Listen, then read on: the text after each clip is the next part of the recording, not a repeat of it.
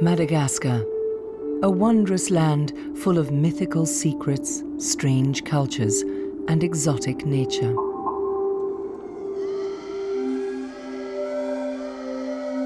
Its shadowy, damp, virgin forests are filled with eerie sounds.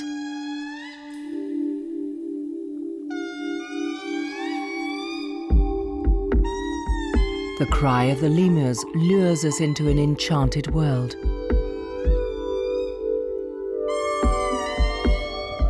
It's no surprise that the native inhabitants developed an unusually spiritual relationship with nature, affected by animal legends, myths, taboos, and ancestor worship.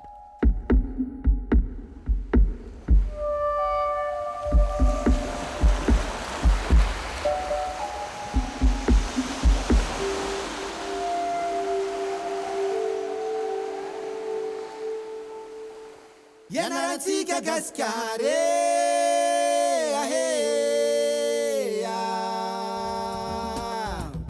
150 million years ago, Madagascar parted company with the rest of the world. This is why on Madagascar, so much is so different. In the northeast, where virgin forest and the ocean meet, there are rare animals with very special abilities.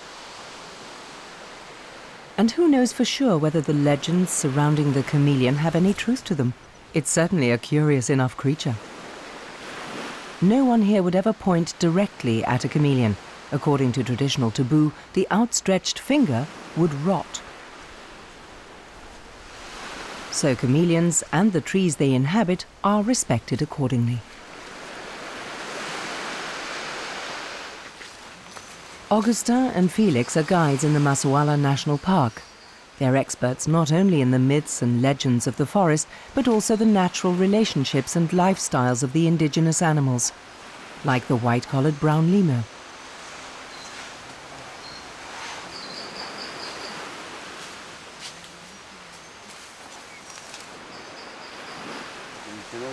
In local mythology, trees with ferns like these are special, as they're said to be the last resting place of babies. Taboos like this often provide better protection for nature than scientific explanations.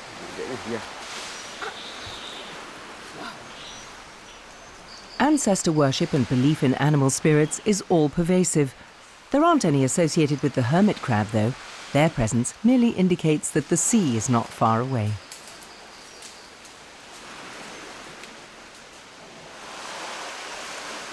The national park in the Masoala Peninsula is the largest nature reserve in northeast Madagascar. Here, the forest meets the sea at close quarters.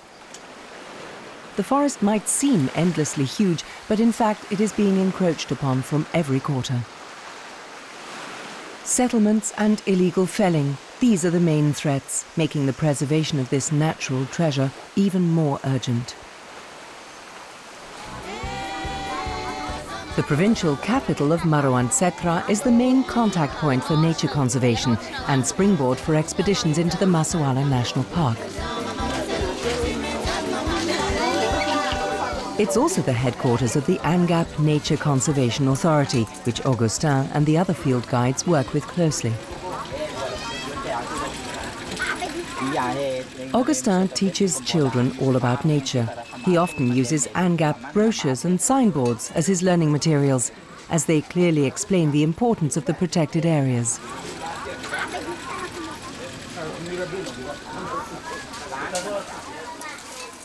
Augustin has founded a club for the children, singing songs with them about animals and nature, taking them on field trips, and planning environmental activities with them.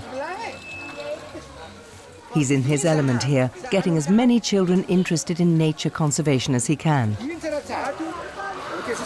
It's especially important that the children find out more about nature in the forest.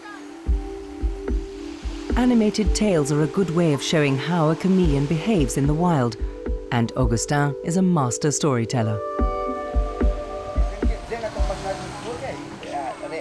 Long ago, the chameleon was the fastest animal on Earth until, in its haste, it knocked over God's son and trampled on him. In his anger, God picked up the chameleon and threw it to the ground. When it came to, it looked around in a daze. Its eyes swiveled in all directions to see what had happened, and then it vowed from that moment on to walk very slowly. That's why it considers every step carefully, so it can never step on God's Son again.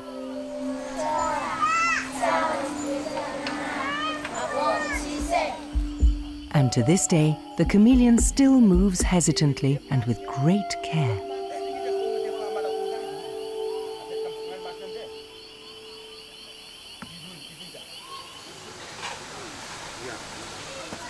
Augustin and Felix are renowned among tourists as excellent field guides, but they often work together with scientists too.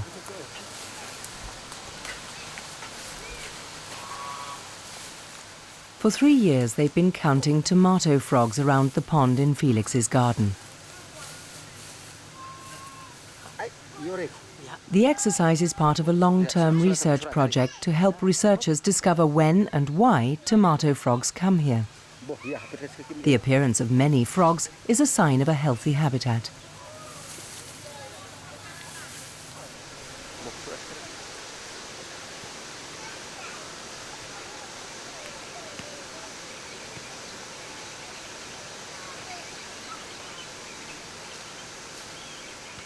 While Felix is still looking for tomato frogs in his garden and taking meticulous notes, Augustin is teaching the children his latest song. It's about Sahongongongo, the tomato frog, and it goes like this.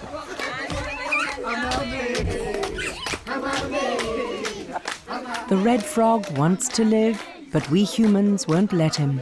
Oh mama, mama, let the tomato frog live. This catchy song is not only fun, Augustin hopes it will also help make an emotional connection to environmental protection. The next morning, Augustin meets Alphonse, who is responsible for environmental education at Angap. Today, they're off to the nature conservation area on the Masoala Peninsula. It can only be reached by boat as they have to cross Andringitra Bay to get there. The bay is in danger of overfishing by commercial fisheries. If nothing is done, local fishermen will not be able to live off their catches for much longer. Only the whales are left in peace. The whale, they're jumping, they're bleaching. The bay is sheltered from the rough seas, and each year the whale cows return here to give birth to their young. In August, you can often see them spouting.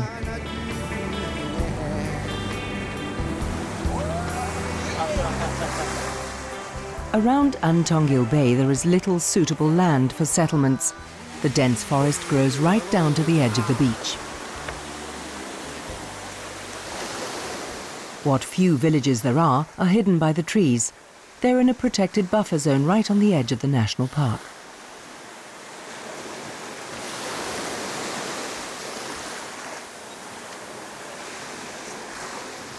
Only footpaths lead through the forest to the houses. Boat trips are expensive and approach routes long and difficult, so any visitors from outside are a welcome change.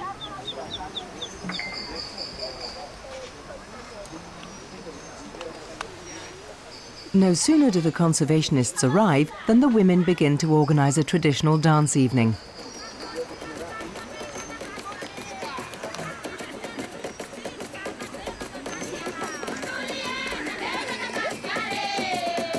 Dancing and singing are deeply embedded in tradition here. They use any excuse for a communal celebration.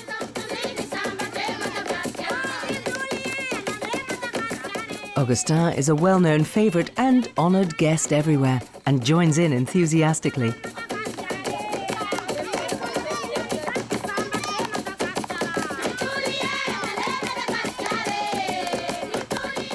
It's an event for all the villagers. You can't be too young to dance on the board.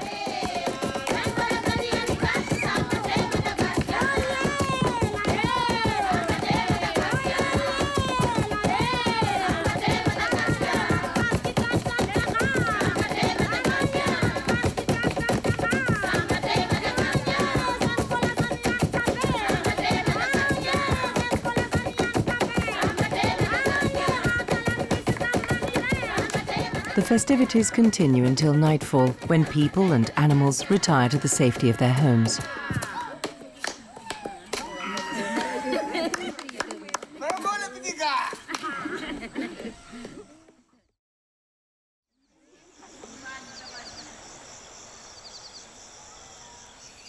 No one goes out into the forest in the dark. In the forest, animals appear as shadowy shapes. Hardly surprising that they're the subject of so many taboos and legends. Woodland spirits are feared, believed indomitable. Even the all-powerful ancestors offer little protection against them. While some huddle together to sleep, others are just beginning to waken, like the civet, one of Madagascar's few predators. The eye also only appears at night. For scientists, it's a biological sensation and stringently protected. In local mythology, however, it is an evil spirit, a devil even, that is a harbinger of death.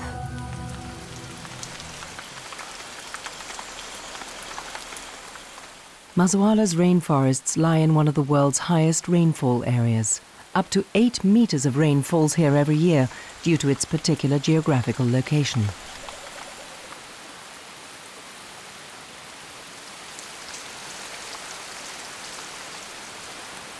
Steep mountains lead the water down from the rain-heavy clouds and store it in the forest.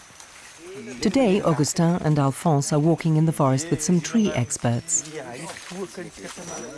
They're accompanied by young men from the nearby village area who are there to learn what you have to do to be a field scout. Ecotourism will be an additional source of income here, so learning about nature conservation also makes sense for the locals.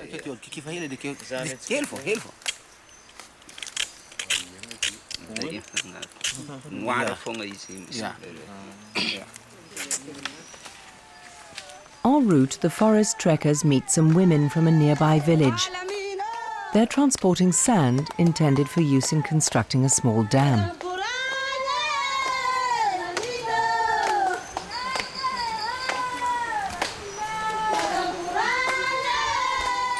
In an effort to provide a long-lasting irrigation source for the rice paddies in the narrow valley, a dam is being built in the forest.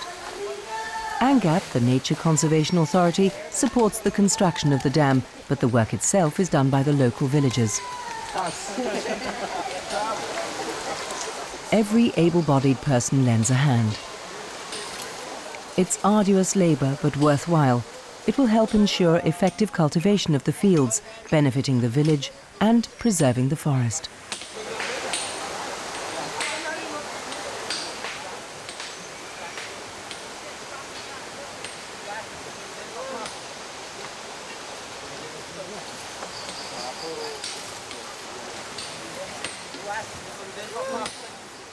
When the dam is finished, water from it will flow along small channels to the fields. Elixir of life for the rice.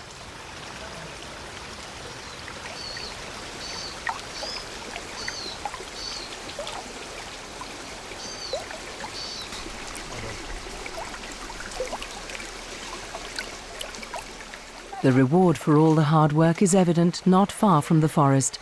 Rice paddies use every available square meter of flat ground.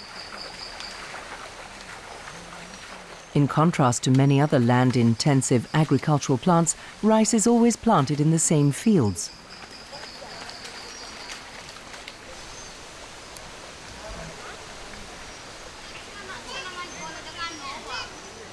Since the establishment of the national park, the surrounding villages have received much more attention. Sustainable methods of cultivation are especially encouraged, not only of rice, but also vanilla and coffee.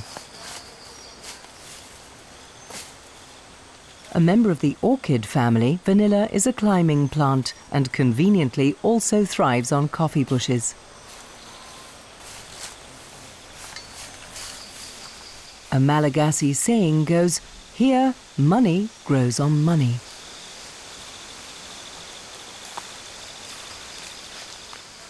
And so it was until the prices of coffee and vanilla tumbled on the global market and the farmer's income shrank to 1/10 of what it had been before.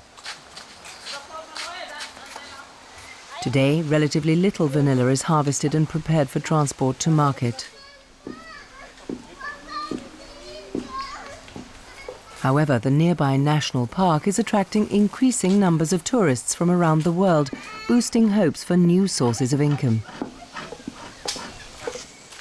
Alphonse has environmental education on his mind as he pays a visit to Marofototra, one of the biggest villages on the Masoala Peninsula.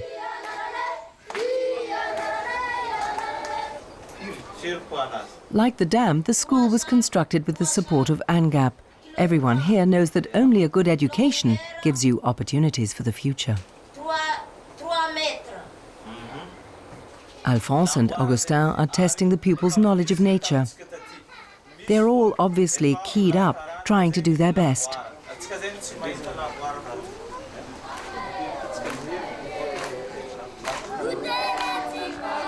But when Augustin starts to sing, their enthusiasm bubbles over and discipline is forgotten.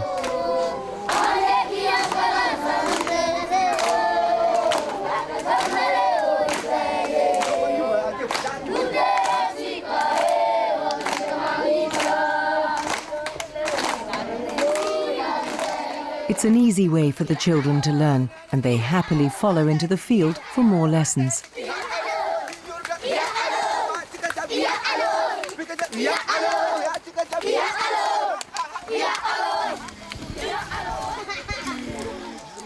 In the forest, Augustin tells stories of butterflies and orchids, cleverly combining fun with education.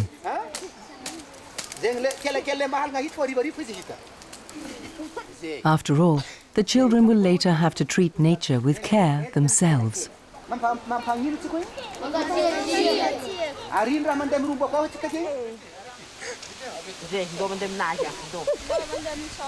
Meanwhile, in the village, they're preparing for a big event. Augustin is giving a concert with his band.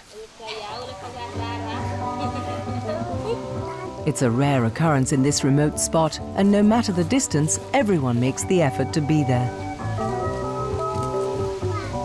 With his songs about nature on Madagascar, Augustin joins in the tradition of many well-known singers who use their music to reach people on an emotional level, anchoring nature conservation firmly in the local repertoire.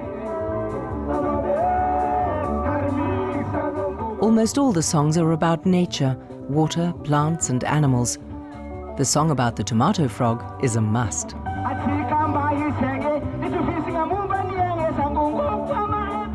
The increasingly rare tomato frog is only one example of the delicate balance of nature.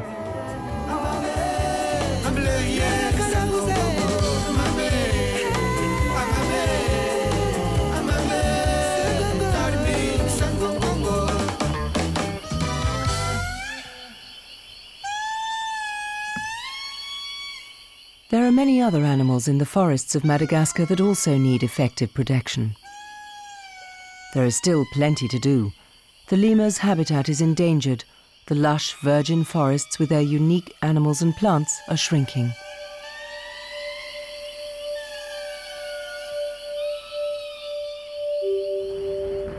But they're only one aspect of Madagascar's wonderful biodiversity.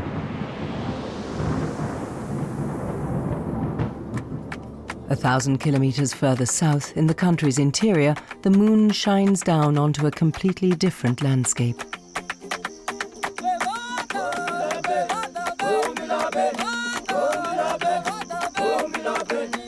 Mountain guides and bearers in the Andringitra National Park sing and dance around the campfire.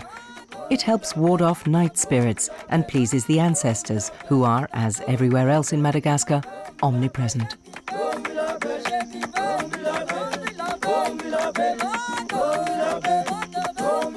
It's chilly at 2,000 meters up, and the fire under the rice pot radiates a welcome warmth. Majestic mountains and mystical cloud formations seem otherworldly, suggestive of a spirit world.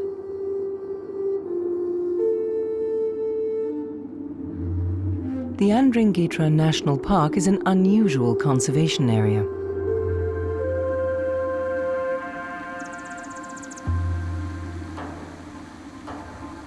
It's home to valuable orchids and other rare species that can only be found here.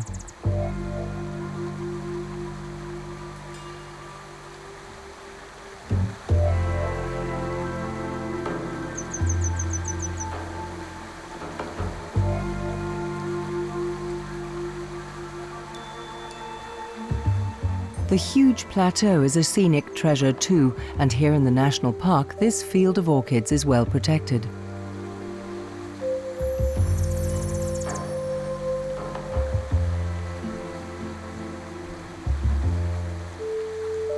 These rare orchids are reason enough for biologists and trekking tourists to brave the steep ascent.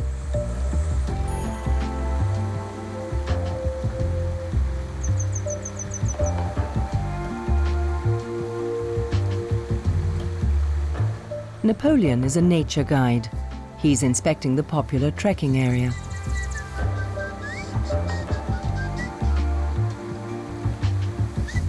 He's familiar with all the plant and animal species here, an invaluable presence for experts and tourists alike.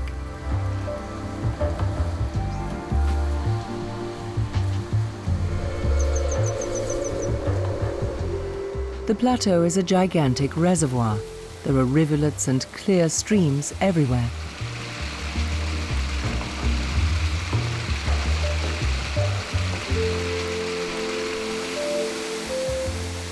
They meet and flow together until finally they tumble over the rocky edge of a cliff into the valley below. These are the sacred waterfalls of a long-departed royal couple who were relieved of the burden of their infertility here.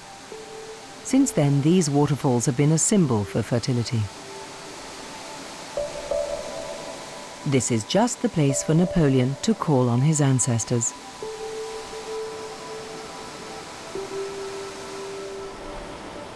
He requests benevolence for all enterprises, using rum as the oblation. The ceremony is known as Fumba and is taken very seriously. After all, no one wants to spoil their relationship with the ancestors. Because respect for ancestors not only guarantees solace and moral support, but in particular, protection and preferential treatment in this life.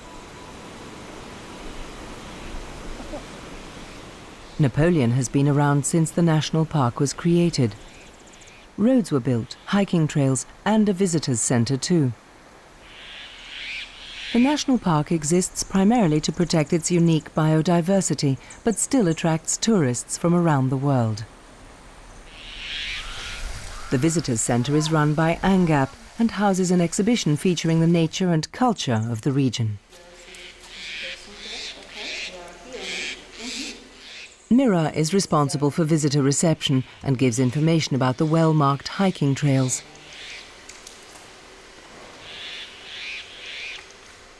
She hopes that more hikers will visit, wanting to see the beauty of these mountains. A benefit all round for the locals, the tourists, and for nature itself.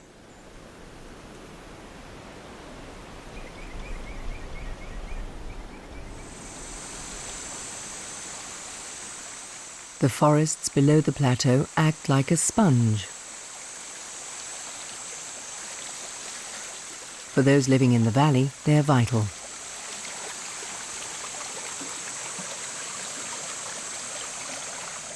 Forest and water need stringent protection.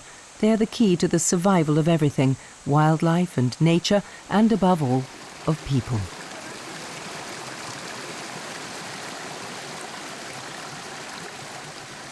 Myriad narrow channels regulate the water supply of the widespread rice fields in the valleys and up the slopes.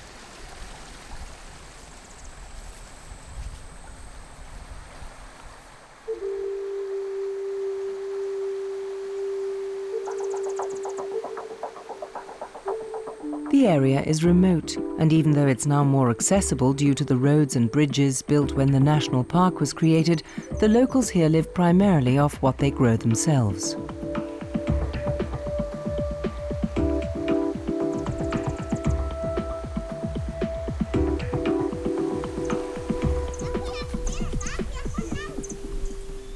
So their farmsteads lie in the middle of their fields, surrounded by nature.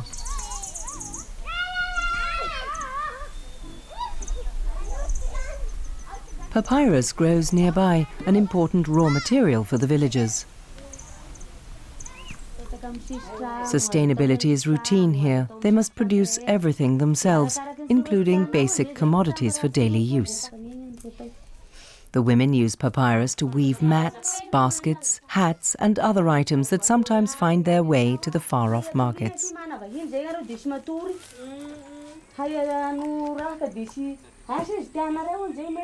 Nearly all the houses in Madagascar's interior are constructed according to tradition, double-storey and solid, protecting against the winter cold. And they don't like sleeping on the ground floor. That's where the spirits of their ancestors live. The locals need the forests surrounding the Andringitra mountains to source their building materials and also as a water reservoir. The forest-dwelling creatures here need protection too. The kata, for example, the only lemur found all the way up into the mountains.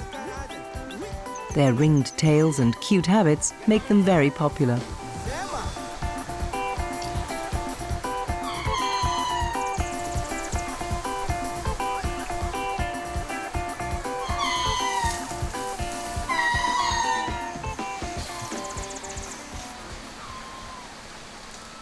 Near their forest is the little town of Ambalavao. It's famous for its traditional handicrafts. Mara picks these flowers carefully, and not only for fun. She uses them to decorate paper.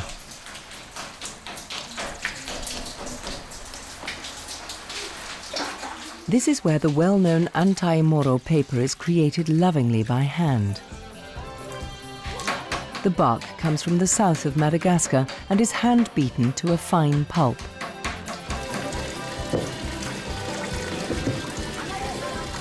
Using plenty of water, the finely pounded fibres are spread out on large sieves.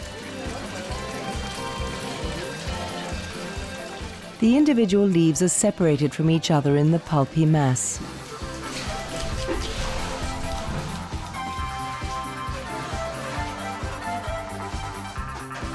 Now come the flowers, placed individually in various patterns.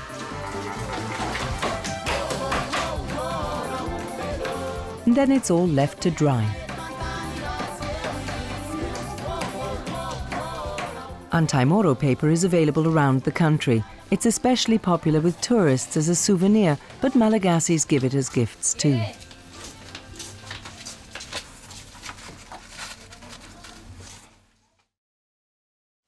For survival, though, the Malagasis need rice. It's their staple diet, and it's grown all over the country. Even in the drier plains of the southwest. Here the rice paddies lie in the deltas of big rivers which irrigate them. After rice, the zebu is their most important resource, not only for food, but also for ancestor worship rituals.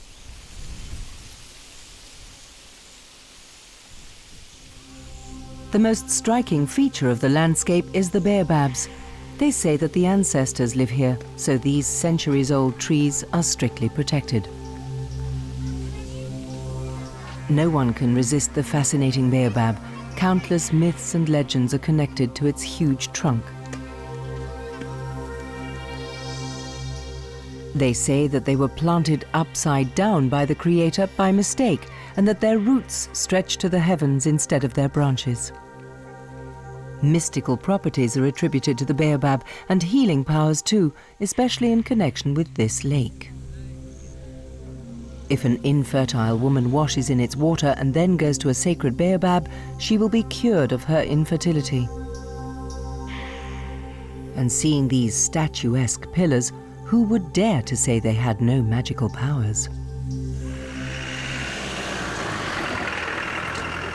Here in the southwest of Madagascar, Odile is out with her assistant Yvette.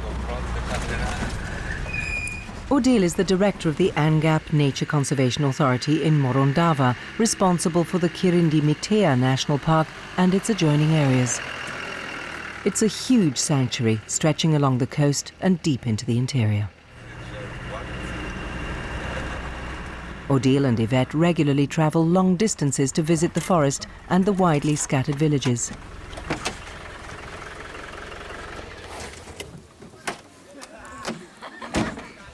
Protecting the sensitive dry forests of the Kirindi National Park can only succeed in cooperation with the locals. In a little village at the edge of the reserve, Odile and Yvette meet the village elder. The farmers want to help protect the forest from illegal intruders. They know it must be managed sustainably so as to provide a long-term source of suitable wood for the boat builders.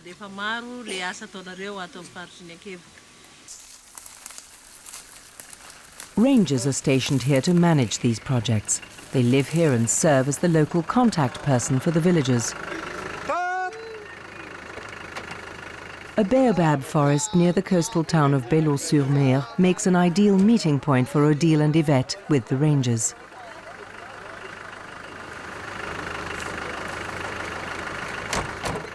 It's a long way to come, and the meeting place and time must be carefully coordinated. From here, they go on a tour of inspection into the interior of the forest.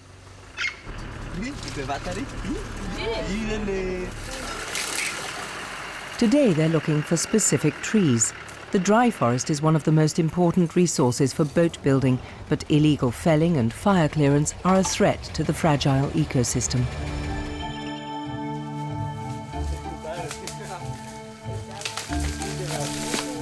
This is where the very light wood needed by the fishermen for their pirogues comes from. Scivotia madagascariensis floats almost cork-like on the water's surface. But the rangers seldom find trees like this in the forest anymore.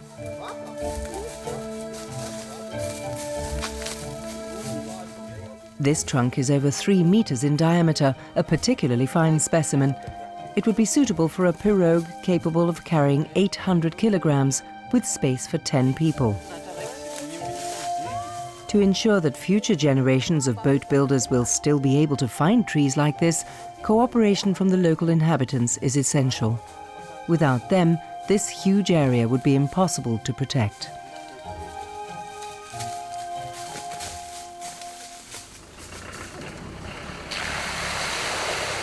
Odile's on-site inspections aren't over yet. The drive continues. On the way, they cross vast swamp areas. The sea is not far away. In the tidal border area between drying out and flooding is where the saltwater-resistant mangroves grow. Their root systems are a haven for mudskippers and fiddler crabs and a nursery for countless species of fish.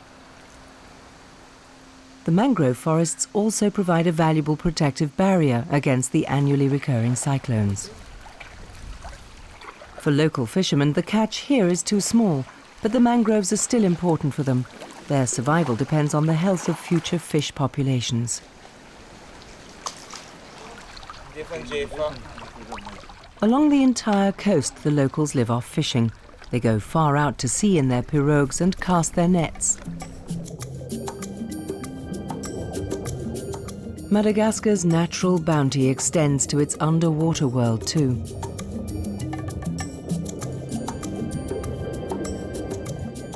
The vast reef off the west coast is a fantastic submarine paradise.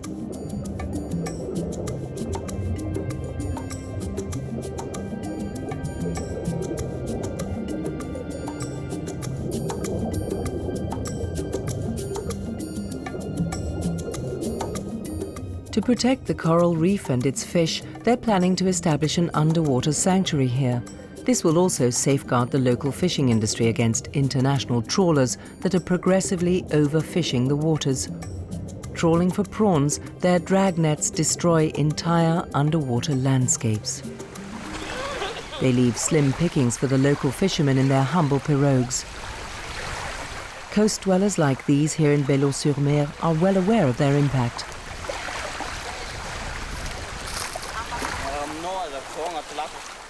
If they want to catch bigger fish, they have to go much further out to find them, yet each time bring fewer back home. They can often be out in their one-man pirogues for a whole day before they catch enough to be able to head for home.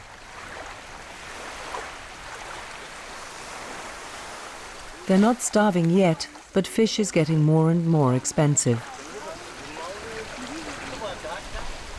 Odile and Yvette want to find out how they can effectively protect the environment in situ. They talk to the fishermen and boat builders to get a clearer idea of the situation. Patrick is from the Vezor tribe and lives almost exclusively from fishing. His pirogue needs replacing every 2 years. The wood is getting more expensive because the trees he needs have all but disappeared from the forest.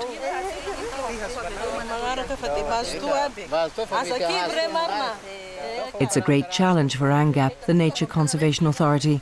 On the one hand, the primeval forest must be protected, but on the other, the livelihood of the coastal dwellers has to be upheld. There are few alternative sources of income to fishing. Harvesting salt is one of them. Not far from Bellot-sur-Mer, the seawater that rushes far inland at high tide is pumped into large drying beds. There it evaporates, leaving a thick salt crust. This salt is delivered to cities and villages along the coast far to the north and south.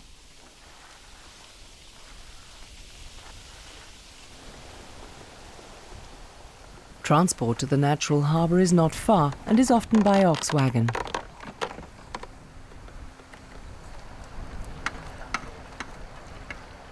Here it's loaded onto boats for further transportation.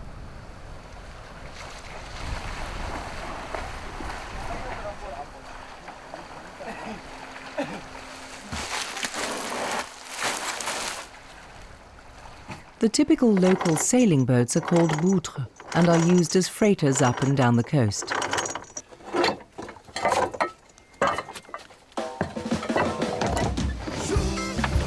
They can transport up to 40 tons at a time.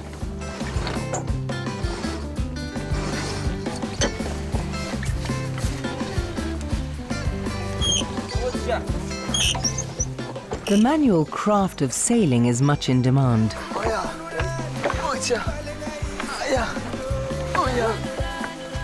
And tourists have started to join in for the sailing experience.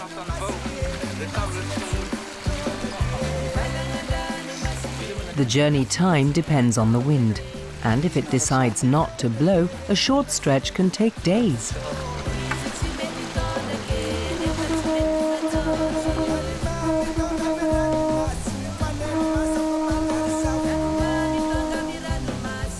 Bellot-sur-Mer is a stronghold of boutre and sailing pirogue construction.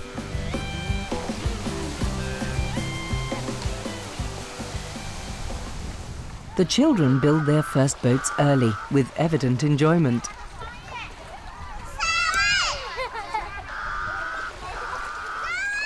The basic shape of the boutre arrived around 100 years ago from Europe and has become part of the local tradition. Hard wood is the most important raw material, and it comes from the dry forest. The planks are greased with fish blubber and bent over an open fire until they fit into the hull without material stress. It can take years to finish a boutre. Whenever the owner has enough money together, he carries on with the construction.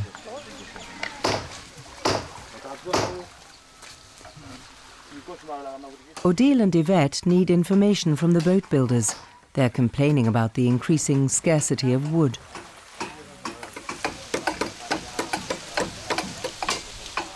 They plan to work with the boutre owners and constructors to conserve badly needed resources. Meanwhile, there's a ban on outside boat builders using the wood. Only Bellot-sur-Mer residents may use the wood from permitted areas in their dry forest.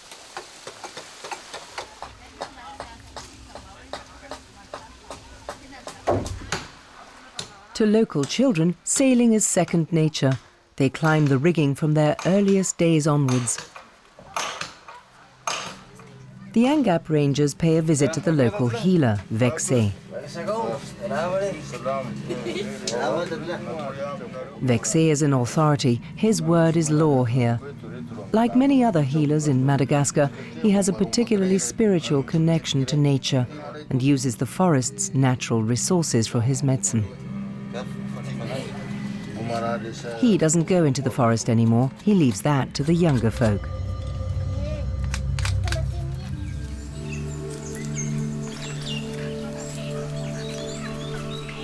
Knowledge of medicinal plants is increasingly prized.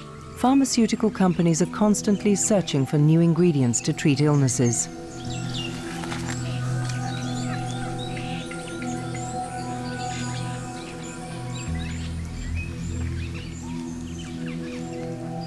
There are many plants growing in the thorn forests of southwestern Madagascar that have not yet been registered, either biologically or medically. It's a field that is still wide open to research.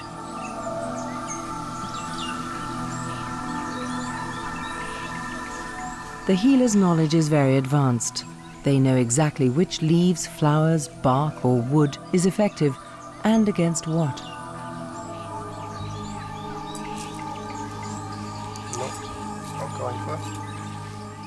In the forest itself, they fear only the spirits. There are no dangerous animals here, though the animal kingdom of Madagascar teems with bizarre and unusual creatures.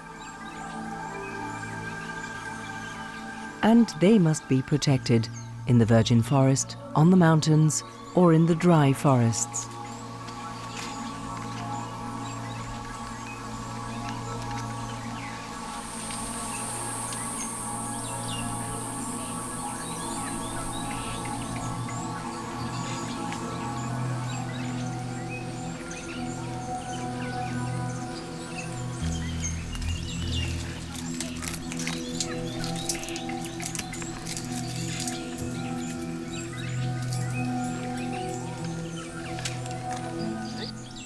In the Baobab forest not far from Belo-sur-Mer, Odile and Yvette meet up with their rangers.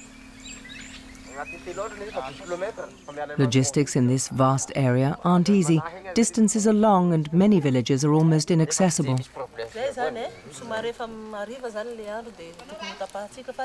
En route, they call their rangers to a central meeting point to discuss problems and other upcoming tasks.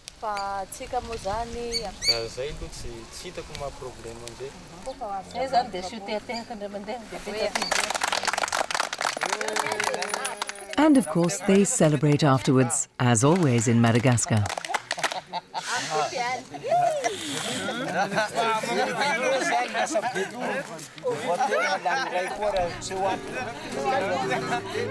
They even have their own song, composed to a popular beat by Loris.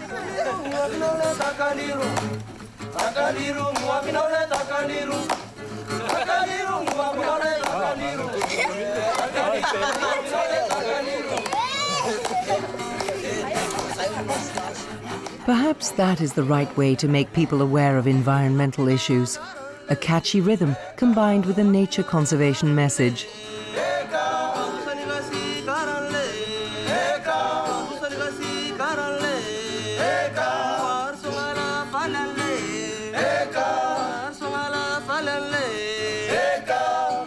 Much has already been done. All around the national parks in Madagascar, more and more people are committed to nature conservation. And enthusiastic Malagasi's are making sure it stays that way, including the rangers and field guides.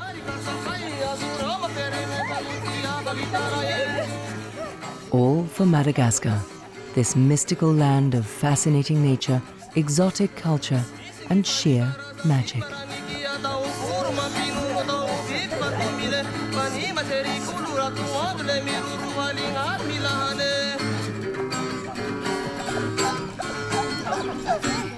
Sote